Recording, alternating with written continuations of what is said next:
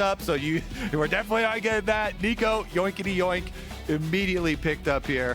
It's surprising to see FlyQuest give this one over. We've seen it a couple times more recently. I feel like when something's OP, at the beginning, everyone's like, ban it, I don't want to deal with it. And then over the weeks, they think they have these little counters that they work out. C9 won today, but it didn't feel like they really beat Neeko so much as like they picked AP Xayah and then just won the game because they were a better team than their opponents. Yeah. It didn't feel like they necessarily stopped Neeko from being Neeko. We'll see what happens when they get wombo comboed by a minion and blown up by an invisible ultimate. Especially if you're picking Aphelios, but the Jayce into it has been, already was the pick from Cloud9 that you mentioned with MNS, and especially if you pair Jayce lane pressure with jungle pressure to come complement it, then you can try and really take back some control. In that C9 game, though, it was worth noting that they were doing just fine in the lane phase. MNS's Jayce was not able to like really win the lane directly, so that's where it's something where she still has a very strong lane phase, and we're gonna see if they can combo together. That's gonna be tough, though. EG got Nocturne to turn out the lights, that kind of wombo combo where you, one, can't see a minion coming, but then even if you do, the lights are off. You have to have such a hard time tracking her in the late game. Yeah. Turn out the lights and the minions attack. Is that a real one? Oh my god! Just adds another layer of complexity and difficulty for FlyQuest to deal with these engages from EG, as they're going to go with the tried and true maokai. As we've seen this combination work in the past before, Jayce gets that priority and allows maokai to start moving into the river and controlling, setting up for objectives. But in the past so far, it has not really worked out for FlyQuest. It's actually so funny. I'm already imagining scenarios where they're like Nocturne ulting so the Neeko can get into a position that you don't expect. And then when the lights come on, oh, wow, there's a Scryer's Bloom plant there. Or, oh, there's a Honey Fruit. Was that there before? Was that there before? How many minions were there? Were there 6 minions? Everyone's counting minion waves frantically as the lights turn back on. I watch so many horror movies, I can just imagine all the jump scares you can make, like an actual film with like, wait, that wasn't there before. Oh, it's like the sleeping angel from Doctor Who. You just suddenly see, wait, the Scryer's Bloom is moving closer and closer and closer. I don't watch Doctor Who, I'm sorry, Raafaa. Oh, no, that's okay. I'm sorry. Okay, back to business here, though. The maokai is always the answer with the Jayce. Very complimentary duo. I've been waiting, though, for someone to try and bait that while not early picking their mid laner. It's not gonna work in this case because EG, of course, first picked the Neeko. But if you're able to bait that and then counter with a Sylas pick and Sylas stealing away the maokai ultimates, always love to see that. But we get really deep into the bans here now. Nautilus also going to be banned away for the extra engage. Yeah, EG needs to pick their whole bot lane. FlyQuest just looking for support. I do like FlyQuest, like you said, with the Jayce maokai. That was one of the combinations that they already played last week, and it's nice to see them sticking to their guns a little bit. Prince has played a lot of Aphelios and saying, like, it's not a strategy problem that we're having, which is kind of how I feel about the issues that we've seen out of FlyQuest. It's a lot more about individual play and things like that. And the Jayce maokai was something that was played a whole bunch even out at MSI. Yeah. It's been used a whole bunch. The AP locking targets down for the Jayce to be able to hit as well. And the maokai, of course, providing a decent amount of AP damage. Plus, I always love when you can make the game as easy as possible for the rest of your team. Having those big AoE ultimates and big CC to set up for your team. You're saying, Mark, yeah, if it's not an execution issue here, we'll make the execution really easy with maokai and Malphite now, with really guaranteed engage for these. And look how far down the pick and ban phase FlyQuest are wanting to give Vulcan the support counter pick. They are really trying to make sure that they get into Ayla's head. You mean Team Vulcan? Oh, yeah, right. Vulcan giving their captain last pick to make sure they have the advantageous matchup. EG tried. They saved their support as late as they could, but Team Eyla was not able to do it. I do like the Malphite, I will say, given that you have basically physical damage topside with the Nocturne and Ksante, makes it a good situation. We've seen some Malphites come in when it's like AP opponents and you don't get to just stack that armor in the early game, and it feels a little bit worse. Here, this is pretty much an ideal Malphite situation. Yeah. The hard thing is just landing on top of the Xayah, since she has such an easy way to dodge out on your ultimate. Juicy, juicy. The Rell thrown down by Eyla. All right, Vulcan, what do you have in your bag? Everybody's talking about Alistar. Yeah, Moo Cow is online, baby. He's going to be headbutting whenever Eyla goes in for the engage. I like it. Team Eyla versus Team Vulcan. Both guys having shot calling engage opportunities here. They will often be the ones who are going to go flying in and set up the rest of the team. So, you know, aggressive lane phases, you can maybe find some kills with your junglers, and then the mid to late game, having the ball in their hands. So what used to be the reason behind this counter is it's really easy for Alistar to either Q or headbutt the Rell when you go for Crashdown. But I have to wonder, with the changed Rell of having stun on you Q also, and the Q being pretty long range, can you just Q then Crashdown and negate? If Alistar's not level 6, it's going to be a lot more difficult for Alistar to actually be that combo breaker. Vulcan, let's see if if he can work around that, the new version of Rell, and actually execute that. Post level 6, yeah, you can pop your ultimate to on my screen. He did that for Champ Select too. Grudge match is online, baby. Let's go. Team Eyla versus Team Vulcan. A lot of the action, and something that Flowers noted at the top of the day, something that I also agree with. I love that we are back in engaged support meta versus enchanter support, because there's a lot more potential for excuse scrappiness. me, sir. I saw Yuumi earlier today. That one doesn't count. Care to explain? No, that one doesn't exist. Care to explain what happened there? Sven's a one trick is what happened. And they won. And they won with the 45% win rate, champ. Scary stuff. Cloud9's built different, guys. It's okay. They certainly are. They can do whatever they want. And they did build more static shivs than their opponent. True. It's key right now. A couple static shiv potentials here. Not as many as sometimes. Neither Yeah, solo laner really going to go for it. Yeah.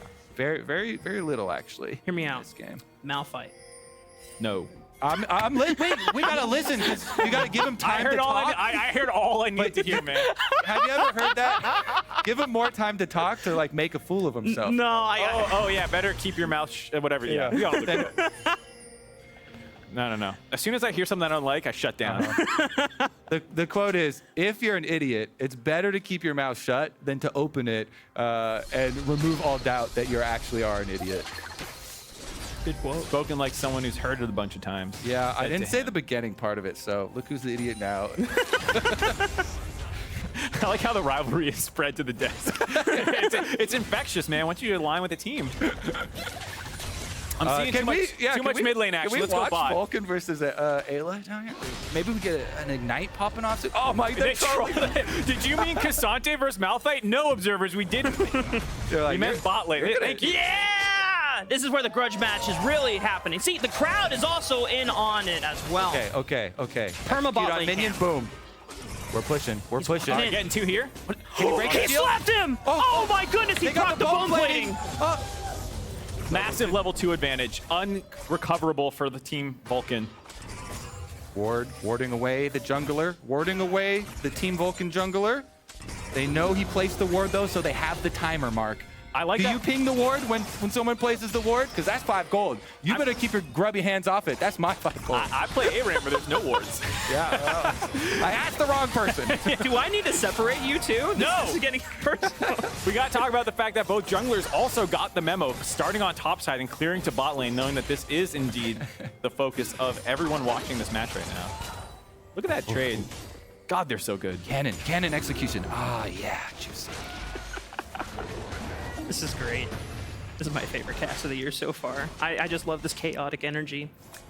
Armao finishing up his level 4 clear in just a bit. He hasn't actually done the red buff yet. He wanted to go for the Krugs first just to make sure if there's going to be an earlier hover from Spica, but now has the opportunity to go for the red buff and then can now hover for the Scuttle Crab trade. Seems like Team Eyla is favored as they have the push currently so far. Definitely some pushing advantages right now in the early game for EG.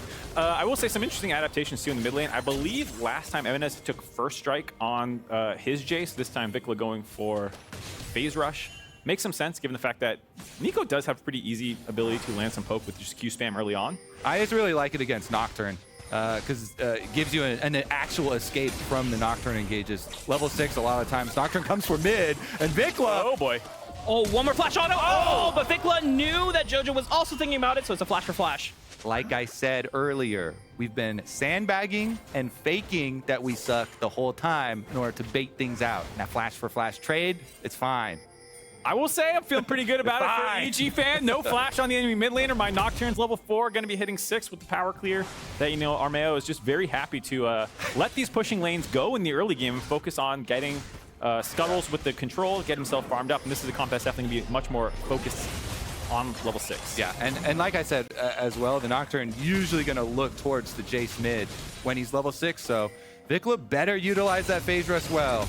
If he gets locked up by another route from the Neeko in mid lane, and there's a level 6 Armao coming from him. Uh-oh. Wow, that really getting blasted here. Nice phase rush to dodge out in the comment, but Jojo did not even base yet. He actually still has his TP and chunked out Vicla, so he's going to shove this wave in and then probably back and TP and not really give Vicla a good window to reset himself, and this lead will just get worse and worse as time goes on. You know what? Solid of Team Eyla to sign this Jojopyun guy for mid lane. Definitely yeah. the order of events that happened. Yep. Not the correct order of events, you know what? Or maybe good for Team Eyla that he joined the team that had Jojopyun on it. I'm trying to buy into the whole Team Eyla thing. Yeah. I'm there with you as well. It's pretty good for us that Vicla is faking a lot of mid deficit at the moment.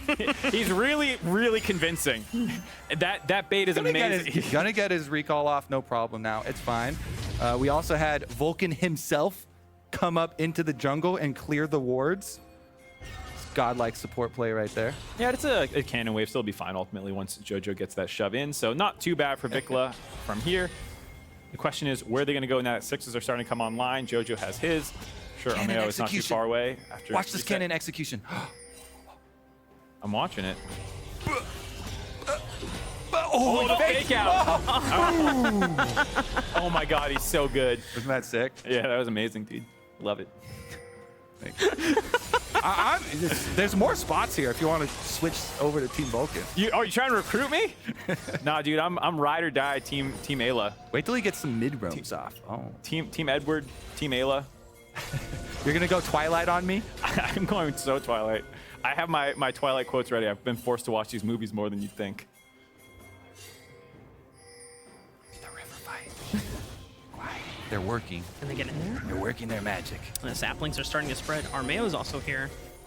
Still no flashes for either of these mid laners, but no level 6 from Armao or Spica, so no punish will come in anytime soon. Missed that one on purpose. Nice little trade there, though, for Vicla. I love how committed you are to anything bad that happens. It's good for team. Nice little trade there. Thank you. Yeah. I like your commitment too. I'm trying to be slightly unbiased. Like you're fully bought in on the rivalry. It's a good trade. All right, Armao though, we mentioned the Nocturne level 6 being dangerous, and it looks like he's gonna get some red quadrant counter jungling off. If he gets Krugs as well after this red buff, might spell some pretty interesting problems for FlyQuest. Let me guess, Kobe. Team Vulcan planned for Armao to be baited on this top side of the map but the so they minions could get are the gonna dragon. see him. The minions see him though. You can circumvent that if you just wait and look at your minions as they're passing that little, same alcove down here. Like your minions matching here, are their minions matching here? Anyways, he doesn't care about giving vision, but because of it, Spica is gonna be able to get that dragon. Yeah, I think for the side of Team Eyla, you're not really too concerned about giving over the early dragons. Like you said, you want to get 6 on Nocturne. You're not going to fight that dragon anyways. Go ahead, grab that one. Plus, there's a bit of pressure on the side for FlyQuest. You can see a small CS advantage in favor of Prince right now, but for the side of Team Eyla, very happy with mid and top lane advantages as well as jungle. Yeah, and forcing Vicla back here with some pressure. I wonder if they can like hold the wave or something, but Vicla has no teleport or flash from all of the early pressure from Jojo, so him being forced back there should be some easy objective. What an amazing roam timer out of Eyla. Right there after winning that trade in mid lane, being able to show up, grab the Rift Herald. Excellent, excellent play out of the support. Yeah, that's what I would think too. Genius play. Yeah. If I didn't know the end game plan here. Oh, what's the end game plan, Kobe? I'm not gonna spoil it. Kobe doesn't know. He's making it up as it goes along. Yeah, fair enough, man. We're not gonna spoil it. We've got a big wombo. Oh, and it's coming mid. Hey, the lights turned out, the pop-up blossom, and Team Eyla is on the board with first blood. Plan, okay? All part of the plan, like we said. Faking it. Still no flash. It's okay. Like we also said, actually going through mid lane, we did have Eyla there for moral support. He was shot calling that play, but it was mostly Jojopyun getting his flash up slightly earlier, getting that knock up, then going for Armao, coming in over the top as well, finding that kill. I mean, the flashes should actually be Vicla at the same time, unless, is there an inspiration diff? Summoner spell cooldown diff? I don't know if he took biscuits or not or anything like that. I can't see. The screen's not quite right. Yeah, all right. Cosmic Insight diff? Yeah, we've got Cosmic. That's what I meant by inspiration. Yep. And there is Cosmic Insight diff. That kill actually brought to you by Cosmic Insight. That is actually... Summoner spell cooldown is not just for junglers. That actually gives the first blood here. You can see Eyla faking like he's backing up, going in, knock up. I'm pretty sure the whole time they knew that that was actually Jojo. It wasn't like that was the tricky part. It was just the summoner mismatch, because if you're playing and not really paying attention to the fact that he has Cosmic Insight, most of the time you're just basing their flash off your flash, and you go, okay, mine's still down. They can't jump on top of me here. And just that little advantage on the side of Team Eyla.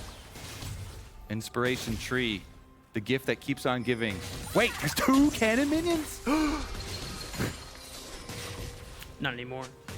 Now for That's right. Now there's about to be 0 once Vicla nails that cannon minion CS. Nice job. Grassmit Straws over there, Team Vulcan, talking about cannon minions. I got kills. I got CS leads, gold leads. At some point, Mark, I feel like Kobe is going to get excited about whenever FlyQuest just advanced to EG side of the map. It's like, they've gone into the other side. I feel like he's just going to beat me up, because I'm going to be winning in-game, and it's going to be his last recourse. You know, whenever you're winning an argument, someone's like, well, I can beat you up. At that point, I'll be like, we didn't really want this one. We're looking towards the playoffs, okay? Regular season doesn't matter.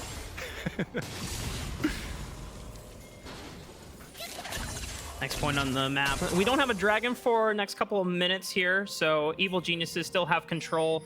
Paranoia is up once again for Armao, and he's got the Stride Breaker fully completed. This is a powerful Nocturne, and for most junglers, they know that this is probably the strongest point of the game for Nocturne, so you have to be super careful if you are Team Vulcan. I'm very happy to see Armao playing well. I know we've been memeing the bot lane fights, but for Armao, he actually had a great Viego game yesterday, and then this time on the Nocturne, already off to a pretty good start, and getting more resources put his way, and not just being stuck on like tank duty to support Jojo, but actually comboing together with different these mid-jungle 2v2s that make him look like the star himself. Yeah, he's actually had a bunch of really strong games, a lot of them based off of good invade timers with his pushing lanes. So this Evil Genius team, one of the things I really was cautious about was how well they could actually sync up and work on each other's timers. Being put together such a last-minute team. You know, this team completely blew up in the offseason. They replaced 4 players, and as we get the charge off here for Jojo and Armao sharing some gold, they replaced 4 players, but they've been working very well in a lot of these scenarios seamlessly together. Plus, you know, the added benefits, Armao talking about how much he enjoyed working with Blabber on Cloud9 as he was coaching for a little bit with them. And it really does look like this is the LCS Armao that people wanted to see in his previous debut, and are pretty happy to see him get another chance. Speaking of the consistency between splits as well, FlyQuest having 4 members and bringing in Vulcan, who a lot of people assumed would be an upgrade.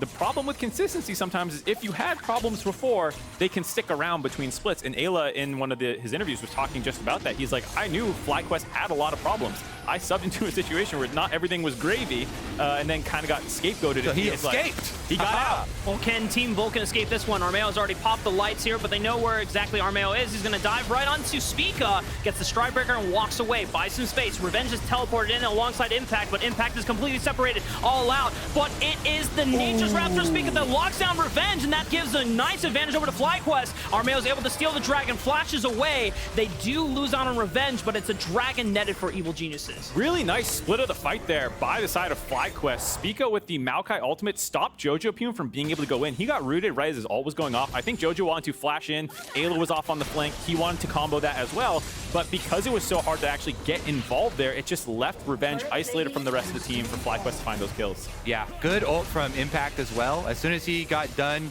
getting beat from the right side of the map to the left side of the map at 50% HP, then boom, he's in the perfect spot. He gets his ultimate off on Malphite, point blank range with that Maokai setup that we mentioned from Champion Select. The only bad thing there for FlyQuest is that while they're running away, Armao gets the dragon. So even though EG lose the kill in the fight, they still get the objective. Really nicely done there, grouping up as 5, making sure that there's no one isolated for the side of Armao to go in. And the only person who was isolated is the Malphite. Like you said, he gets knocked close to the rest of his team. And right there where Jojo's trying to go in, he gets rooted up by the Maokai ult. Eyla, like we said, left side, was not able to find an angle either. So that split up by the side of EG, not working out for them. The copium for Team Eyla, you get the dragon. Yeah, exactly. And then Armao, he flashes out after getting the dragon and finishing it and focusing on it. So he does live, but no flash on the Nocturne either for the next big engage. Jojo does have his, though, for the Neeko, and that is a critical one. Ults are slightly in favor of EG. All of them are back up right now, basically, and FlyQuest are trying to contest this Rift Herald without having their Malphite ult yet. Well, FlyQuest now see that there are 2 Rells, and Jojo's gonna reveal the clone disguise. They get the Rift Herald for Evil Geniuses. They can now just walk away. Prince is trying to buy mid priority so they can look for at least the mid crash, maybe the mid turn on the back end of it, and Evil Geniuses cannot get in place to defend. Good shock blast onto Unforgiven, a little bit of a chunk as he's trying to come over and clear out the minion wave. A little bit bigger of a chunk there as Prince gets the Graviton on him as well, but should be just a reset here. Rift Herald number 2 is picked up, does give, some extra little bit of pushing power. Not quite as important as Rift Herald number 1, but still definitely another objective there for Evil Geniuses. Feeling pretty good if you decide that EG still up gold. I don't think there's super big inherent scaling advantages either way. It does feel like it's going to come down to execution in these team fights. If FlyQuest can keep marking these multiple flank engages under the guise of a Nocturne ultimate. Speaking of which, Paranoia right onto the top side, and Vicla is gone. Beautiful chain right there from Revenge on Impact. Impact doesn't even get his unstoppable ultimate off. Armao comes in, or excuse me, wrong solo laner. He was in the top lane, slightly bamboozling. Nice combo there for EG, kind of leaking out after the mid pressure. Something that I think FlyQuest has sometimes had trouble with is marking exactly where the side of the enemy will be. And the fact that they got those people snuck up to the top side while Vicla was stuck under the turret. Get that kill, get that objective, up to almost a 2,000 gold lead now. Looking pretty good for Team Eyla. Though a lot of it is Armao. Certainly is. That's been one of the beneficial things about Evil Geniuses this entire summer split so far. I mean, Jojo has obviously stepped up and is now kind of making a case for being the best mid laner in LCS right now. But Armao, as you were already talking about before, this guy's been slept on for so long. Even his last stint when he wasn't officially in LCS, he subbed in for Santorin when he was dealing with some, I don't remember exactly what the health issues were. It was migraines, yeah. That's right. And he took 2 games off of Blabber during that finals. They didn't win in the end, but a lot of people have just been discrediting Armao, saying, oh yeah, but he's only good for challenges. He would never be LCS caliber. I mean, he's making a case for it so far this summer. And I think it makes it so easy to cheer for Team Eyla. The fact that they have so much young North American talent who, people have been rallying around for a while now. These guys like Armao, like Eyla, winning in the academy scene and not like really Spica, given a fair, like Vulcan, like a couple other guys that I don't really care about right now. Revenge, Jojo, so many of these guys who it's nice to see them all on a team together playing quite well, with Unforgiven joining them after having a very good last split as well. So it's a really easy team, I think, for a lot of fans to cheer for. All right, well, FlyQuest have actually done a pretty good job setting up their vision for this next dragon. Let's see if they can get a Vulcan Spica combination play off this time around. The Alistar maokai here pretty early on, and Impact does have teleport if he wants to join for it. But EG pop the Rift Herald mid to get mid prio. They can push in mid first, then move their way down to dragon. They won't have to worry about so much of that extra vision. Jojo, good disengage there. He got the root onto Vulcan as he tried to headbutt, and that's 50% HP off of our hero. TP from Impact cuts off Revenge, so he doesn't get a chance to join and link up with his teammates quite yet. The objective is still for this dragon, and FlyQuest are the first ones in there, but Evil Geniuses is going to try to fight for wave priority as Prince is the only person that is defending it. Vulcan and Vicla are in his back pocket. He throws out the Moonlight Vigil, gets a chunk down out for HP and poke, and FlyQuest are slowly burning down the dragon. See if they can find a way in. Armao and Revenge are trying to work together to get into the river, but Revenge might be in a bad spot here. Armao turns out the lights, but the Nature's Wrath is going to cut them all forward. Huge knockup from Vulcan. Can Jojopyun cut him off on the right side of the flank? Yes, he can, but Vicla flashes out away, and Prince cleans them up. And Evil Geniuses are on the run. FlyQuest are up on the board. Big Vulcan Vulcan play! He's able to get caught on Alistar. Exactly what you want. He just pops his ultimate. Then he gets the chunk. He headbutts Revenge back over, and Revenge, as he uses all out, they get the big Q knock up and absolutely destroy the team fight here. Revenge thinks he's going straight at Vulcan, but Vulcan Qs him, headbutts him into the team, and then just pops his ultimate. There's the Maokai follow-up into the Malphite 3-person ultimate off of Maokai, and that's your team fight win right there. Nothing else necessary. Yeah, the fight was basically over after that play. The saving grace was maybe trying to find the kill on the Vicla. Couldn't do it. I hate how happy he looks right now. Every time that smug support smiles. The deep cut for the perks. It's an old meme, but it checks out. Thank you, sir. I'll allow it. Honestly, yeah, throwing a lot of stuff at Alistar. Alistar has not been played in a decently long time, but even the lowly support, popping that ultimate, still very tanky. Really good job there by Vulcan reacting to the situation, and the rest of FlyQuest now. Oh, Eyla with the Magnastorm into the crash down, but it gets popped before anyone else from Team Evil Geniuses can look for a turnaround. Jojopyun with the Pop Blossom finally finds some burst damage, and Vicla is the first one to go, and Revenge this time around finds the all-out on the Prince, and they wipe the floor on the FlyQuest for the honorable sacrifice of Eyla. This is the skin of a killer. Eyla pops off, goes in slightly ahead of the rest of his team, but sets them up to find those 4 kills and get Baron on the side of Evil Geniuses. Wow, Twilight quotes and all. I love it, Mark. I said I was committing. Well played.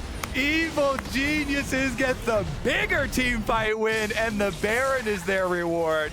All right, take it away. I thought for sure this was a misstep by Eyla. Not only goes in a little bit ahead of the rest of the team, but kind of gives them an escape going with the crash down. But no Maokai ult though now. No Maokai ult, and Jojopyun found a really nice angle to start chunking people low, and then the collapse that came in from Armao and Revenge, getting onto the back line and killing the key members of the side of FlyQuest. Yeah, man. Neeko set up into Ksante, ultimate right over the wall there. Big follow-up from the rest of Team Eyla. And now with the Baron buff, they've got a lot of money left to take. Bottom side outer tower is still up, so should be able to push out bottom pretty quickly. Next Dragon coming up in 2.5 minutes, or actually 3 minutes. So Evil Geniuses still have plenty of the map to control and take forward. As you already pointed out, Kobe, Evil Geniuses pushing their vision line further into the bottom half of the river, setting up a Revenge for a safe push. And then once they control this bottom side of the jungle, then the next Dragon setup should be in their favor. FlyQuest making a good call, though. They just want to trade the other side of the map. Vicla does get the outer trade on top turret for the Jayce for isolated gold. So at least they're able to get something while under the pressure of the Baron buff. Mid lane, though, should be able to get number 2 here for Evil Geniuses and keep on collecting. Yeah. EG actually.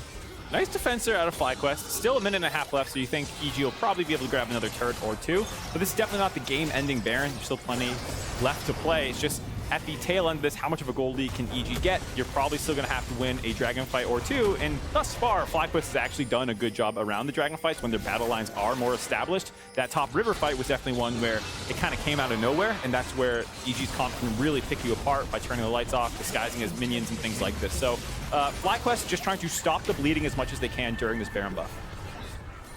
It's all about those flank angles, as you were talking about earlier for Evil Geniuses. If you just try to go through the front door, then FlyQuest are obviously equipped with a better front line to just be able to go front to back. But Evil Geniuses, with the vision that they've established in the jungle quadrant, if they can get flank angles, Jojo will have teleport available. Revenge might have teleport up at the same time when this dragon spawns. They have to be really careful about how far you go into the river as FlyQuest. Yeah, the EG engage is just insane. Yeah. Even without a Nocturne ultimate, if you're looking at Neeko and Rell, those things are really, really difficult at the moment. Very powerful champions, both of those.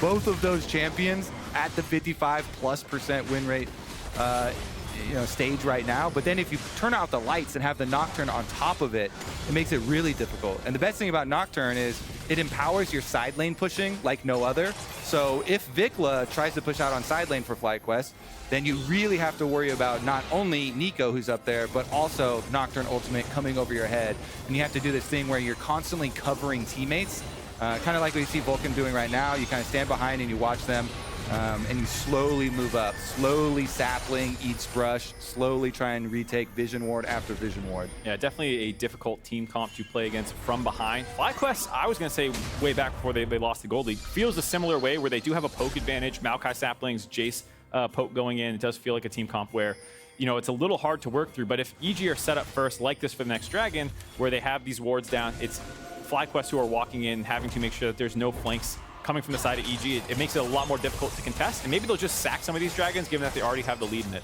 Yeah, it looks like they're doing that right now by trying to hard push on top side. They had rotated Spica, Vulcan, and Impact to try and be that extra support for Vicla as he's pushing out on top side. And they were hoping EG were going to overcommit to that dragon, but EG calling them, not wanting to let them get any sort of trade while EG hold the advantage, and so they forced the recalls off of FlyQuest. No further pushing acquired from them, and then they go and collect their dragon. I like this from FlyQuest, playing it a little bit slower. You're behind, you're waiting for some more item power spikes. They're doing a good job funneling Prince, who was already slightly ahead and has picked up a couple of kills. He's getting close to his third item, slightly ahead of Unforgiven right now, and it does feel like with this pretty beefy team comp, it's basically 3 meatballs and 2 marksmen, depending on how Jayce is exactly playing it. Yeah. But they definitely want to make sure that they're fighting front to back, and Prince will be the VIP that they're trying to keep up, most importantly, through all this dive. This would be a big game for Prince to step up in, as the previous 4 games for FlyQuest. I mean, even though we know that there's been a lot of just things not going the way for them in those previous matches, but even Prince has not looked like the stellar player he was back in spring during a lot of the victories they've had. So a lot of questions surrounding this roster. Borderline MVP with Winsome? What is he with Vulcan? I don't know. I don't like the narratives you're constructing right now, fellas. I'm just saying, Kobe, what was the record with Winsome? I don't like these one bit. What did he say? Something like bring Winsome back? I don't know. Just food for thought. All right, let's see how Malphite does versus 4 with his tower. They're just brute forcing, and Impact is going to throw out the unstoppable force to stop them from being able to take the turret. Impact does not go down. 4. I'm fine. My tower's not, though. We'll end up losing the turret, but I thought for sure EG was going to get a little more aggressive there and use some of their ultimates to actually find that kill. All 5 members of EG still have their ults up. I felt like any one person could have actually found that kill if they were a little more aggressive. Good stalling there from Impact gets them the trade, and that's what you want when you're behind like this for FlyQuest. Getting the 1-for-1 trade on objectives, secondary tower acquired by the rest of the team. It's a bit spooky here for Evil Geniuses because that commitment to the bottom side of the map gave FlyQuest the first onus onto setting up vision in this Baron pit. So right now, EG on the reset, being able to get back and start clearing this vision out, like we were talking about the vision battles for both teams. You want Vicla there to start poking them out as they step forward to get to these wards. Vicla now joining up. Got a slight little advantage for Prince, speaking of which right now, with his completed LDR. So if they actually force on Baron, now Aphelios with red, white guns, with his 3-item power spike, double sums available. We'll see if you're still talking. Yeah, it's a risky Baron start here for EG. I kind of like the points you're making, unfortunately. Dicey start, they're trying to find the flank. You can see Jojo pretending to be Rell over the wall while the That Baron's actually gone, though. What the heck? That is burned. They jump right on the Jojopyun, and Jojopyun, oh no, it doesn't even get to use the Pot Blossom! FlyQuest are now playing with the man advantage, but Eyla and Revenge are doing great work with Armao, as they've already taken out Prince. And they just now have to deal with Vicla. It's just a bunch of meatballs, but they can surely walk through them, as the meatballs are actually doing a lot of work onto Armao, but they found Vicla, and with Unforgiven, the lone marksman player, he is the one that can shred through the front line of FlyQuest. What a crazy fight there from EG. They get the Baron, and then because they're focusing down on the side of FlyQuest running forward, not enough to keep Prince up after finding the kill onto Jojo. A big win for EG, getting some kills, getting the Baron, and now getting the push. Yeah, it's interesting because FlyQuest, they make the call to go for the kills, but like you're saying, they chase up here into the rest of the jungle, and it leaves Aphelios all by himself here. Maokai ultimate can't actually peel the Nocturne, and Armao gets right in there. Eyla jumping over to focus fire him, and watch Eyla come back as well, because Revenge is on Vicla now, and Eyla sees it. He comes over, he flashes to help him kill the other carry as well. So I have to admit it, Team your Eyla boy looking pretty good, helping out with off. both of the kills on both of the carries in that team fight. Well done on the Rell. Is this official, like, jumping over to team now, Kobe? Are you off Team Vulcan? What's Never. It? Oh. Never. We drew these lines in blood at the beginning of the match. That sounds like a quote. Is that a quote, Mark? I don't know. I thought you said you watched this. Oh, you thought that was a Twilight quote? Yeah. No, I only know like 2 or 3, honestly, and I used one already. Well, Evil Geniuses with that Baron play now set themselves up a 6,000 gold lead. It's still not game over yet for FlyQuest, but it's quite commanding position that Evil Geniuses have themselves locked into. The Dragon is coming up in 25 seconds, and there's no chance for FlyQuest to contest. Now, FlyQuest are going to give this one up as well. The gold lead in the previous Baron we were talking about probably still manageable given the fact that Prince had that small advantage. 6K starting to get unmanageable. A lot of map pressure on the side of EG, as well as the fact that Unforgiven is now mostly caught up in gold. The rest of the top side for EG is very, very strong.